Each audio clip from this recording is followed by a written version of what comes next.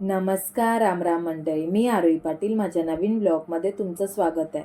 प्रत्येक वर्षी गर्दीमध्ये गणपतीचं दर्शन घेतोच, पण यावर्षी ठरवले की काही नवीन गणपती बघायचे. जॉबवरून सुटल्यावर मी निघाली लोरपळ स्टेशनला. पोचल्यावर माझे 2 फ्रेंड्स भेटले. पहिला तर आम्ही युनिक काहीतरी बघायचं ठरवलं. त्या जागेवर पोचण्यासाठी आमची खूप धावपळ झाली, पण शेवटी जिथे जायचं होतं तिथे पोचलो. मुंबईत राहणाऱ्या पराग सावंत यांनी शहाणपण देगा देवा या संकल्पनेवर साकारलेला हा देखावा. खरंच दादा आणि त्यांच्या बाप्पासारखाच हा देखावाही खूप निरागस होता. कॉम्पिटिशन आणि झगमगाट असणाऱ्या या मुंबईत रस्त्याच्या कडेला पसरलेला कचरा, त्याच कचऱ्याचा पुनर्वापर करून ही लहान मुलं काहीतरी नवीन करून दाखवण्याचा प्रयत्न करतात.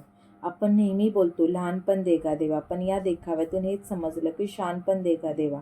दादांना भेटून आम्ही निघालो मुंबईच्या राजाच्या दर्शनाला. यावर्षी गणेश गल्लीत श्री नामेश्वर मंदिर साकारण्यात आलं आहे. दर्शन झालं. नंतर आम्ही दरवर्षीप्रमाणे माझ्या मनात नेहमी असलेल्या चिंचपोकळीच्या चिंतामणीच्या दर्शनाला गेलो. एका मित्राने आम्हाला दर्शनासाठी आतमध्ये सोडले. माझ्या लाडक्या चिंतामणीला बघून असं वाटलं की बस, तू भेटलास चिंतामणी, आता आयुष्यात कसलीच कमी नाही मला. पहिला चरणस्पर्श केल्यानंतर अचानक VIP मेंबर दर्शनाला आले.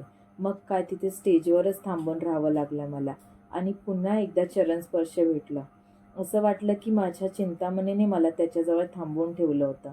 दर्शन झाल्यावर घरी निघाले. रात्री लेट झाल्यामुळे डायरेक्ट ओला केली. आणि हां, मुंबईत 22 दिवसाचे पण गणपती आहेत. ते पाहण्यासाठी आमच्या यूट्यूब चॅनलला नक्की सबस्क्राईब करा. असा होता आजचा आमचा दिवस. भेटूया नवीन ब्लॉगमध्ये. Okay, bye bye.